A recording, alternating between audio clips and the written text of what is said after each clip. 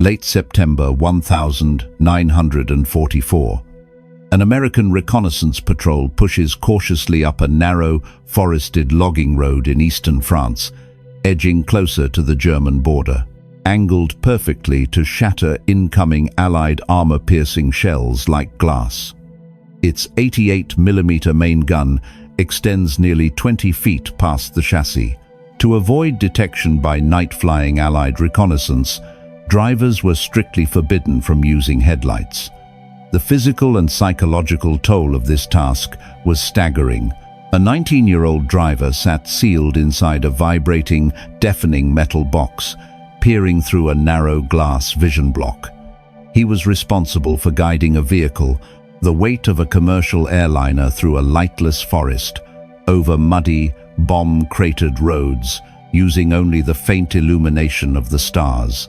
The tactical environment further compounded the mechanical strain. Because the roads were damaged by daytime bombing, the convoys advanced in a grueling stop-and-go rhythm. The constant shifting of gears, the sudden braking to avoid craters, and the high engine revolutions required to pull the tracks out of deep mud generated massive heat. The cooling fans struggled to keep up. In the blacked-out convoys, drivers often lost sight of the vehicle ahead, taking wrong turns down narrow logging trails that could not support their immense weight. Under these brutal conditions, a catastrophic mechanical failure was not a mere possibility, but a statistical guarantee. Eventually, an exhausted driver would misjudge a turn, slipping a track into a deep ditch, or the overtaxed transmission would finally shear its steel teeth with a sickening crunch. The engine would roar, but the drive sprockets would not turn. The 68-ton weapon would grind to a sudden, permanent halt. In the absolute dark, miles from a repair depot and hours from sunrise, a weapon capable of punching through an American Sherman tank from more than 2 miles away. The infantrymen know the grim arithmetic of this encounter. The crew now faced a terrifying problem. They had to figure out how to move a paralyzed giant before the sky grew light. When the transmission of a 68-ton tank shatters, the violence of the mechanical failure is immediate, followed by a profound, terrifying silence. The driver cuts the engine. The crew climbs out into the freezing mud, armed only with flashlights, to assess the damage. They quickly realize the drive sprocket is locked. The vehicle will not move under its own power. To survive the coming daylight, they must request a tow. But towing a dead heavy tank is not a simple mechanical task. It is a severe physics problem. A King Tiger with a seized transmission does not roll freely. Its wide combat tracks act like massive steel anchors dragging against the earth. To break that inertia, the recovery crew needs a machine capable of generating equal or greater traction. The German military had engineered a specific tool for this exact crisis: the Panther. It was a Panther tank chassis stripped of its turret, fitted with a massive mechanical winch and a heavy steel-tipped timber spade at the rear. When a heavy tank bogged down, the Panther would reverse into position, drop the spade deep into the soil to anchor itself, and use the engine's power to slowly pull the dead weight out of the mud. When an unsupported squad meets German heavy armor on a restricted road, the standard doctrine is immediate evasion. It was a brilliant, necessary piece of machinery. It was also incredibly rare. Heavy tank battalions were chronically short of specialized recovery vehicles. If a Panther was unavailable, or if it had already broken down under the immense strain of previous rescues, the recovery crews were forced into a dangerous improvisation. They had to chain together 2, and sometimes 3, heavy 18-ton half-tracks. This operation had to be executed in absolute darkness. Mechanics waded through freezing, knee-deep mud, wrestling thick steel cables and securing them to the tank's tow cleats. Once connected, the drivers of the half-tracks had to coordinate their acceleration perfectly. If one driver applied power a fraction of a second too early or too late, The uneven torque would snap the towing cables. When a heavy steel cable under that much tension breaks, it whips through the air with lethal force. Even when the cables held, the effort was agonizingly slow. The half-track's engines screamed at maximum revolutions, their tracks spinning and smoking in the mud, fighting for grip to drag the dead giant inch by inch. All the while, the clock was ticking. Dawn was approaching. Because heavy tanks were restricted to narrow, solid logging roads, a broken King Tiger effectively blocked the entire route. Every fuel truck, ammunition carrier, and armored vehicle behind it was trapped in a massive traffic jam. You retreat, you call for heavy artillery, or you pray the tank cannot pivot its turret fast enough to find you. If the tank could not be moved before the sun crested the horizon, the Jabos would find the paralyzed column. Faced with the destruction of the entire unit, commanders had to make a brutal decision. The recovery effort would be aborted. The pristine, undefeated heavy tank would be shoved into a ditch if possible, or simply abandoned in the middle of the road. The loss of a single vehicle was a tactical blow, but the cascading effect on the battalion was far worse. The hours spent attempting the recovery burned precious darkness, exhausted the mechanics, and strained the surviving half-tracks to the breaking point. But most critically, the grinding, high-revolution effort consumed hundreds of gallons of gasoline, and as the heavy tanks demanded massive amounts of energy just to survive their own weight, they began to bleed dry, the fragile logistical system keeping them alive. Every movement of a German heavy tank carried a hidden, mathematically terrifying cost. Inside the fighting compartment, the commander's eyes were constantly drawn away, from the optical sights and down to the fuel gauge. A King Tiger was powered by a massive 23-liter Maybach engine. On a perfectly flat, paved highway, it burned nearly 2 gallons of synthetic gasoline for every mile traveled. You do not simply walk up to it, but the massive gun barrel is silent, pointing aimlessly into the adjacent tree line. In the thick mud and steep inclines of the European autumn, where drivers constantly shifted gears and revved the engine to avoid stalling, consumption easily doubled. Even when the 68-ton machine was sitting completely still under camouflage netting, it was thirsty. In freezing temperatures, crews had to periodically start the engine and let it idle just to keep the oil from turning to sludge, and to maintain the electrical charge in the batteries. Every idle minute burned fuel. Every failed recovery operation burned fuel. This immense thirst exposed the fatal flaw in the heavy armor doctrine.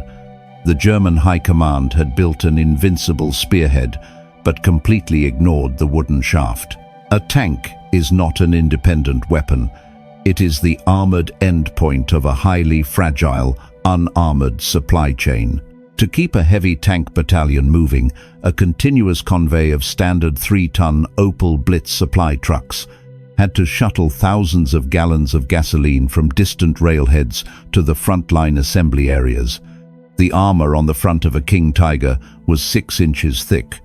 The armor on an Opel Blitz was canvas and thin sheet metal. Allied pilots realized they did not need to hunt the elusive, heavily camouflaged beasts in the forest. They simply had to strafe the roads leading to them. The engine grate emits no heat.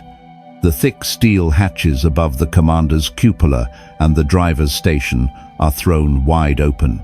A 50 caliber incendiary round bouncing off the glacis plate of a heavy tank achieved nothing.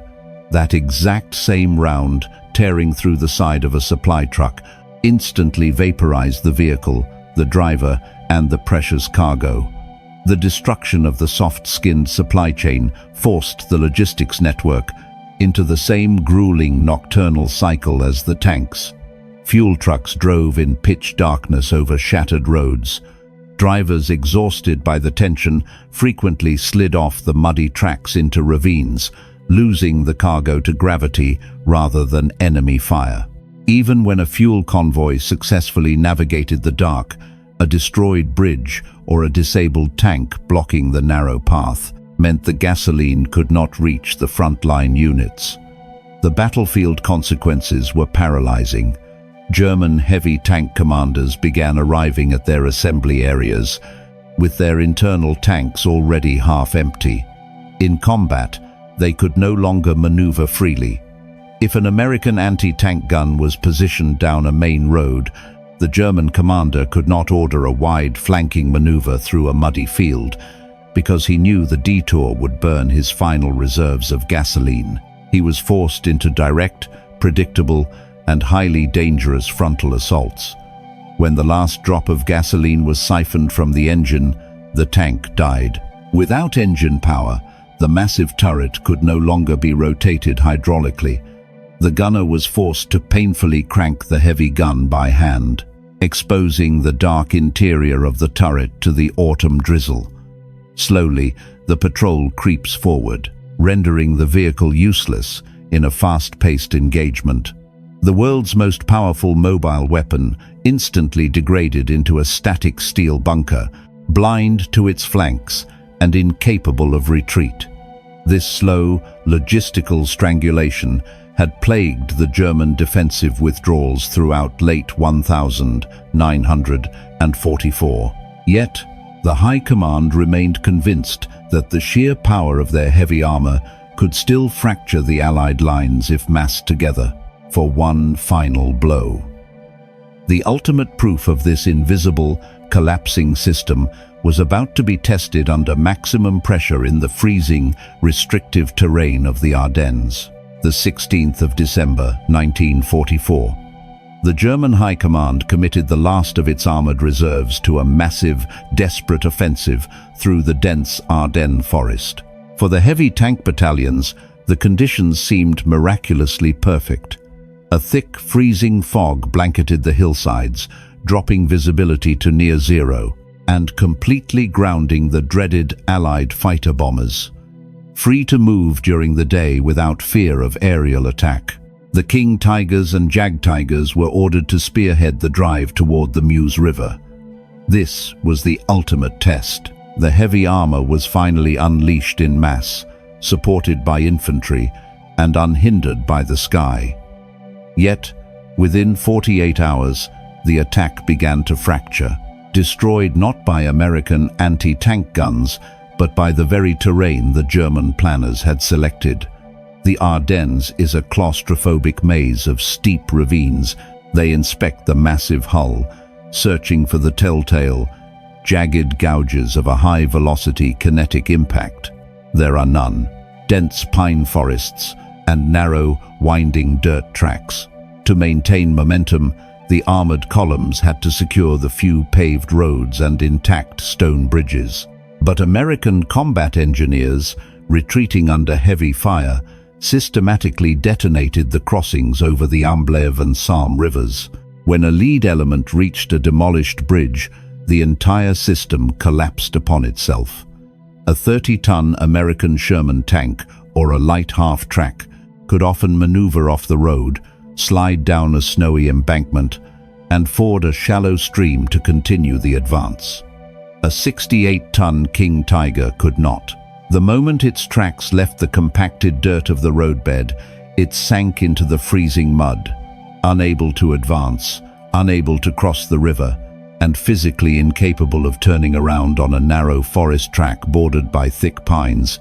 The lead-heavy tanks simply stopped. The halt triggered a catastrophic chain reaction. Behind the lead elements, medium Panther tanks, assault guns, troop carriers, and artillery prime movers ground to a halt. Within hours, massive, multi-mile traffic jams formed along the few available routes. The engines of hundreds of vehicles sat idling in the bitter cold, burning through the offensive's tightly calculated fuel reserves just to keep the machinery from freezing. The unarmored supply trucks, carrying the vital gasoline needed to sustain the spearhead, were trapped miles in the rear.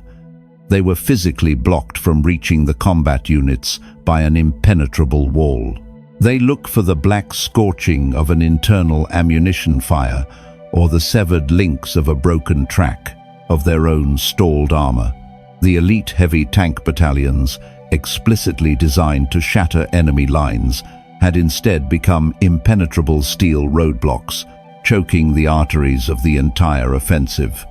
Crews sat helplessly in the woods, listening to artillery fire in the distance, waiting for bridging equipment that could not navigate the traffic jam to reach them.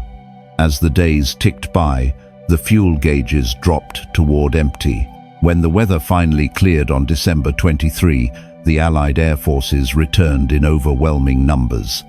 They found miles of German vehicles packed bumper to bumper along the forest trails, entirely stripped of mobility and incapable of dispersing into the tree line. The Battle of the Bulge proved to be the final, fatal exposure of the German design philosophy. The military had constructed an array of mechanical giants capable of winning any theoretical duel, but those vehicles required a flawless, uninterrupted logistical environment that no longer existed. The strategic reality was undeniable. The doctrine of absolute mass had not saved the German army, it had paralyzed it. When the offensive finally collapsed and the retreat was ordered, back toward the border, the heavy tank crews faced a bitter reckoning. The fuel was exhausted. The recovery vehicles were destroyed or trapped. The road home was blocked. They possessed the most heavily armed and armored vehicles in the world, and they were completely helpless. The wide steel tracks are fully tensioned, resting perfectly on their overlapping road wheels. The textured anti-magnetic coating on the armor is entirely unblemished. When the Ardennes offensive shattered, the Allied High Command began to process a startling new intelligence picture. American and British units, pushing steadily eastward, were repeatedly stumbling across the same surreal scenes. In muddy valleys, at shattered railway sidings, and blocking narrow logging tracks, they found the mechanical pride of the German military resting silently in the rain. The King Tigers and Jag Tigers were completely intact. The armor was unblemished. The guns were fully functional. For months, Allied tank crews had lived in absolute terror of the German heavy armor. They had pleaded with their own designers for thicker hulls and larger caliber weapons, believing the only way to win the war was to match the German steel inch for inch. But the generals reviewing the battlefield after-action reports realized a larger gun was completely unnecessary. The Allies had inadvertently discovered the ultimate vulnerability of the super-heavy tank. They did not need to pierce the 6-inch frontal plate to neutralize the threat. They merely had to isolate the machine from the system that kept it alive. A tank is fundamentally defined by its mobility. Without the ability to move, a 68-ton King Tiger ceases to be a tank. It becomes a pillbox. And in a war defined by rapid mechanized maneuvers, a static pillbox is nothing more than a temporary obstacle waiting to be bypassed. Inside the freezing fighting compartment, the reality of this paralysis crashed down on the German crews. The commander watched his fuel gauge finally drop to empty. The morning is damp, the air heavy with the cold scent of wet pine and decaying leaves. Inside the cramped fighting compartment, the expensive optics are intact. The gun breech is fully functional. The heavy Maybach engine sputtered, coughed, and died, plunging the steel interior into a sudden, terrible silence.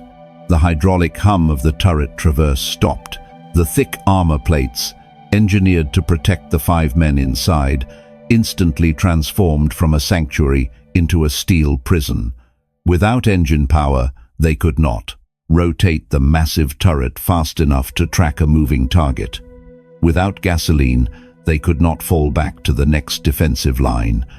Without the rare Panther recovery vehicles, which were either destroyed from the air or trapped in traffic jams miles to the rear, the machine could not be towed. Out of the mud, the tactical mathematics had completely inverted. The armor was impenetrable, but it no longer mattered. If the crew chose to stay, Inside their immobilized fortress, they would simply be enveloped. Advancing American infantry would slip through the trees, bypassing the main gun entirely. Eventually, an artillery observer would walk high-explosive shells onto their thin roof armor, or an engineer would creep through their optical blind spots and drop explosives down the ventilation grates. The machine was functionally dead. If the men remained inside, they would die with it. This was the final verdict on the German heavy armor doctrine, and the definitive answer to the mystery the American patrol found in the forest. By obsessively engineering a vehicle to win a head-to-head duel, the designers had built a weapon entirely incapable of surviving the collapse of its own supply lines. The crews walked away because they had no other choice, and high-explosive shells still sit securely in their racks. The men had examined disabled enemy armor before.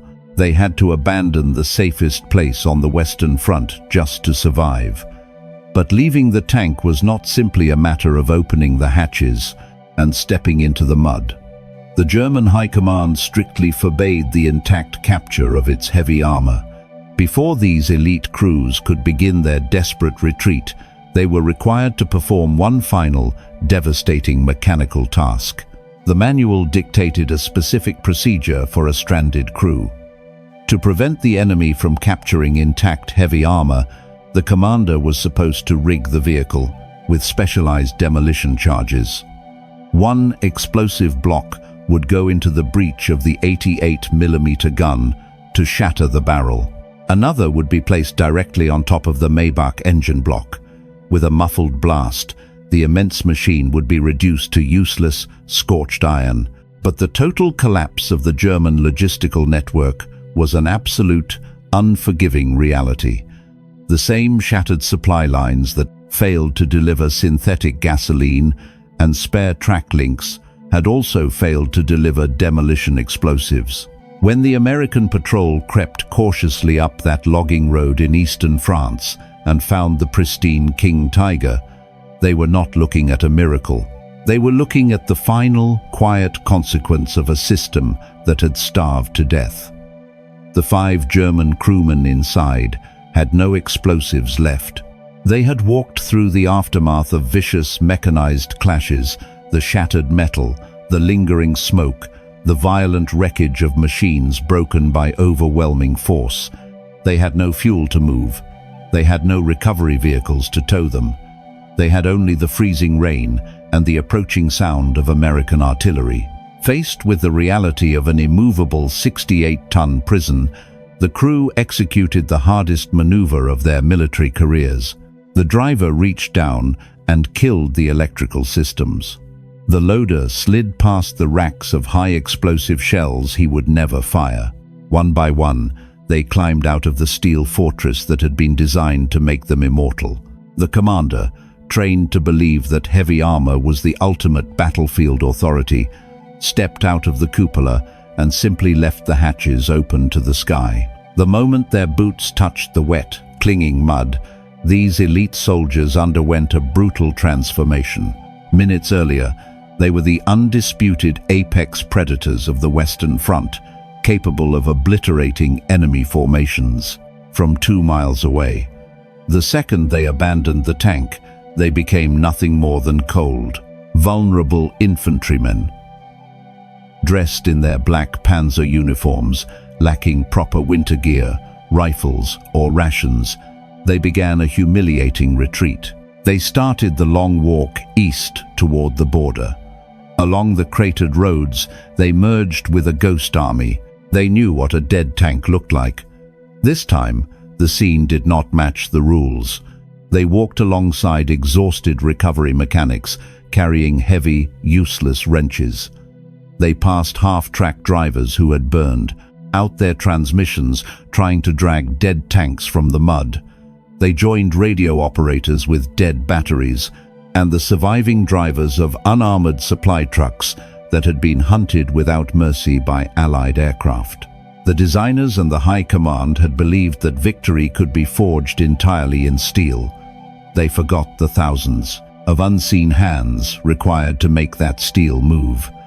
They forgot the factory workers in Kassel, the railway engineers, the mechanics wading through freezing mud to attach tow cables in the dark, and the supply drivers risking their lives for a few gallons of fuel. The question on that forested road was never really about armor thickness or the caliber of a gun.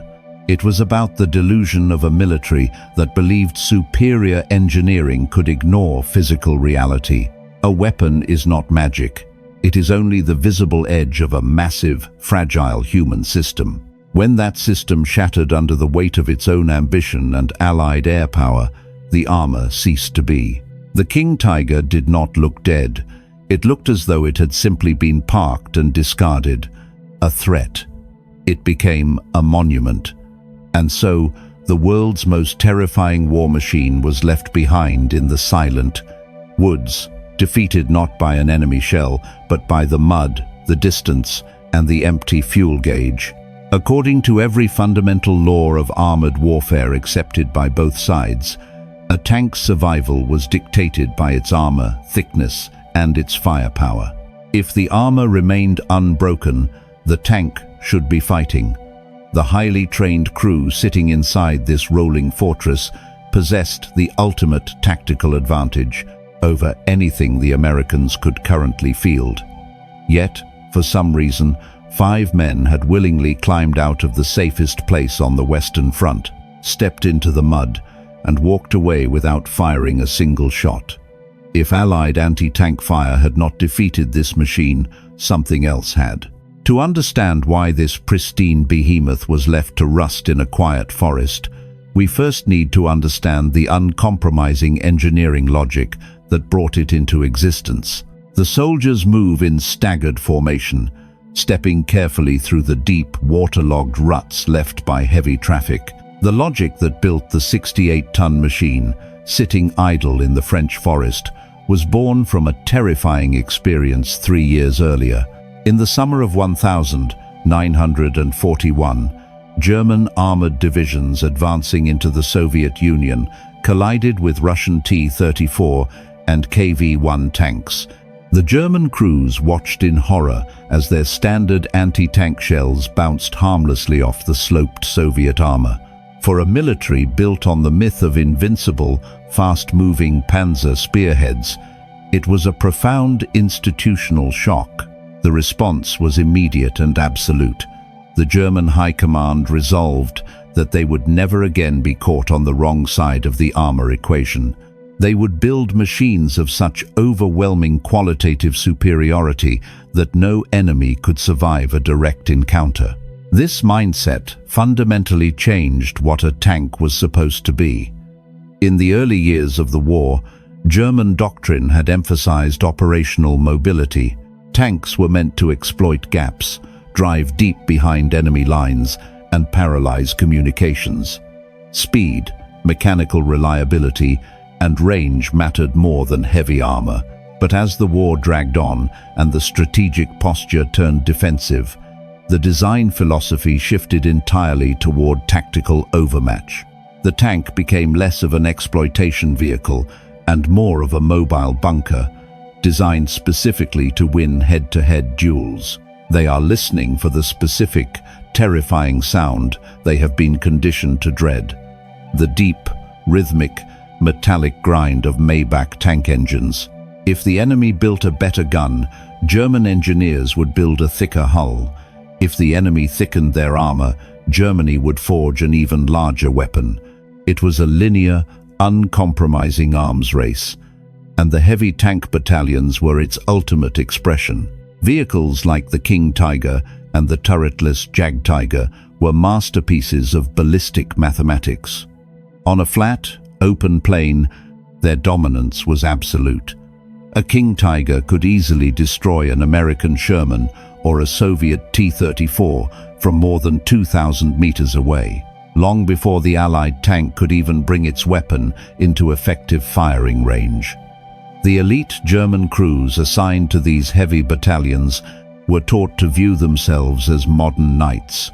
As long as they kept their impenetrable frontal plates facing the threat, They could systematically dismantle enemy formations while absorbing direct hits without a flinch. The mathematics of the duel were perfect, but this relentless pursuit of combat supremacy created a dangerous institutional illusion. The designers and the military high command became entirely consumed by the exact moment of the firefight. They judged a vehicle's worth entirely by its penetration charts, its muzzle velocity, and the sheer thickness of its rolled homogeneous steel.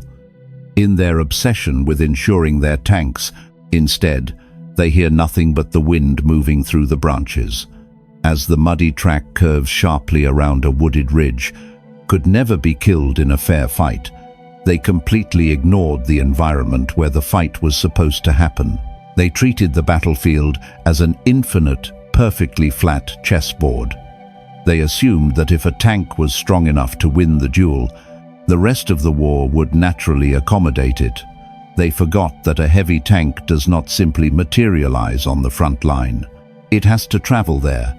It has to cross rivers over civilian bridges originally built for horse-drawn wagons. It has to traverse soft autumn mud, climb steep gradients, and navigate narrow, winding village streets. The incredible thickness of the armor that made the tank immortal in a duel also gave it a crushing, undeniable mass. By focusing exclusively on the fraction of a second when the main gun fired, the engineers had chained their perfect weapon to a physical reality it was entirely unsuited to survive. To move 68 tons of steel across the earth is not a tactical maneuver, it is an engineering crisis. When a King Tiger rolled off the factory floor in Kassel, its crew immediately faced a physical environment that was actively hostile to their survival. The lead scout suddenly drops to a crouch and raises a fist, signaling a hard halt. The first enemy was the ground itself. Despite featuring wide, specially designed combat tracks meant to distribute the vehicle's massive weight, the sheer mass of the tank was inescapable. On dry, solid terrain, the machine performed adequately, but the European autumn of 1944 was defined by relentless rain and deep, clinging mud. If a driver attempted to cross a soft agricultural field, the vehicle risked sinking to its belly pan. To avoid bogging down, commanders were forced to keep these super-heavy tanks on established hardball roads. This decision, however, immediately triggered a second, more dangerous constraint: the European infrastructure. In the 1940s, standard rural bridges across France, Belgium, and Western Germany were built to accommodate civilian traffic, farm equipment, and perhaps the occasional 20-ton truck. When a heavy tank battalion approached a river crossing, the commander could not simply look at a map and order an advance. He had to conduct a frantic structural survey. If a King Tiger attempted to cross a bridge rated for 30 tons, the stone arches or wooden beams would simply collapse under the tracks, taking the priceless vehicle and its crew into the water below. This geographical chokehold meant heavy tanks were severely restricted in their approach routes. But even if the roads were solid and the bridges were reinforced, the machine was destroying itself from the inside out. Sitting squarely in the center of the road, blocking the entire right-of-way, is a machine that defies the normal scale of warfare. The Maybach engine and the complex steering mechanisms were marvels of mechanical precision, but they were constantly pushed beyond their physical limits. The transmission, in particular, was a fragile glass jaw. It had to transfer immense torque just to coax a vehicle the weight of a locomotive into motion. If an inexperienced driver shifted gears too aggressively on a steep incline, or if the tracks became heavily caked with freezing mud, the immense strain would shear the steel teeth right off the transmission gears. The tank would instantly transform from an apex predator into a static steel box. Because self-inflicted mechanical failure was a mathematical certainty over long distances, the German military realized these behemoths could not actually drive to the front lines. They had to be carried. The entire heavy armor doctrine became absolutely dependent on the German railway system. To move a heavy tank battalion, the vehicles had to be loaded onto specialized heavy-duty flat cars. Because the massive combat tracks made the vehicle wider than standard European rail clearances, crews had to endure the grueling, hours-long process of jacking up the tank, unpinning the wide tracks, and installing a narrower set of transport tracks just so the train could safely pass through tunnels and clear station platforms. This system was tedious, but as long as it operated efficiently, it worked. Trains could deliver the heavy armor directly from the factory. It is a Panzerkampfwagen VI Ausf. B, universally known to the Allies as the King Tiger, to the assembly areas immediately behind the front. However, this entire logistical lifeline rested on one critical, unspoken assumption, that the rail network would remain undisturbed. The rigid reliance on trains created a fatal vulnerability. The question was, what would happen to a weapon permanently tethered to the railway lines once the airspace above those tracks was no longer safe? By the autumn of 1944, the German assumption that they could safely move heavy armor by rail had been obliterated. The airspace over France and Western Germany was completely dominated by Allied tactical fighter bombers, primarily P-47 Thunderbolts and Hawker Typhoons. The German soldiers called them Jabos. From dawn until dusk, these aircraft roamed the skies in packs, hunting for targets of opportunity along the supply routes. A persistent myth of the Second World War is that these aircraft were supreme tank killers, swooping down to blast King Tigers into scrap metal. The historical reality is entirely different. Post-war operational research revealed that direct aerial kills on heavy tanks were incredibly rare. Unguided rockets were notoriously inaccurate, and the thick armor of a heavy tank could easily shrug off near misses, fragmentation, or heavy machine gun fire. The Jabos did not kill the tanks directly. Instead, they destroyed the environment the tanks required to survive. It is an engineered mountain of steel weighing 68 tons. Its sloped frontal armor is 6 inches thick. The pilots quickly realized that hitting a camouflaged tank in a forest was exceedingly difficult, but obliterating a stationary railway yard was simple. Allied air forces systematically dismantled the rail networks. They bombed the sorting yards, collapsed the masonry bridges, and shattered the locomotives. Most importantly, they destroyed the rare, specialized heavy-duty flat cars required to carry the vehicles. The elegant, necessary system of ferrying the 68-ton beasts to the front lines simply ceased to exist. A heavy tank battalion could spend weeks waiting at a railhead, unable to move forward because the tracks ahead were reduced to twisted iron. Suddenly, the heavy tank battalions were forced to do the one thing their designers had tried to prevent. They had to drive themselves to the battlefield. And because the Jabos attacked anything that moved during daylight hours, the crews were forced into a strictly nocturnal existence. As soon as the sun rose, the heavy tanks had to vanish.